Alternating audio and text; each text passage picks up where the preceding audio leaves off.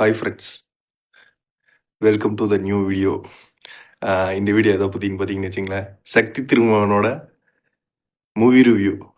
அதை பற்றி தான் ஷார்ட்டாக பார்க்க போகிறோம். படம் பார்த்தீங்கன்னு வச்சுங்களேன், மற்ற கமர்ஷியல் படத்தை விட இது எவ்வளவோ 10x ஒரு பெட்டராக இருக்குதுன்னு வச்சுங்களேன்.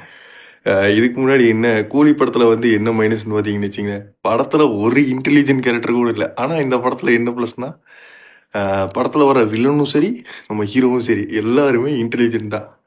பட் அதுவே படத்தோட ஒரு மிகப்பெரிய மைனஸ். செகண்ட் ஹாஃபில் என்ன சொல்கிறாங்கன்னா, அந்த ஹீரோ வந்து கொஞ்சம் கொஞ்சமாக ஒரு புரோக்கராக இருக்கார். எப்படி பொலிட்டிக்கலில் சேஞ்சஸ் எல்லாம் கொண்டு வந்தாருன்னு சொல்லிட்டு அது அது ஓகே, அது கூட அப்செட் பண்ணிக்கலாம். பட் அவர் எப்படி இவ்வளோ பெரிய ஆளாக வந்தாருன்னு சொல்லிட்டு அந்த பேக்ட்ராப்பை சொல்லுவாங்கன்னு பார்த்தா கடைசி வரைக்கும் சொல்லவே இல்லை. அது இந்த படத்தோட மிகப்பெரிய ஒரு மைனஸ். அப்புறம் வந்து படம் okay friends, one time watchable friends. Vijay ஆண்டனியோட 25வது படம் தரமான சம்பவம். First half.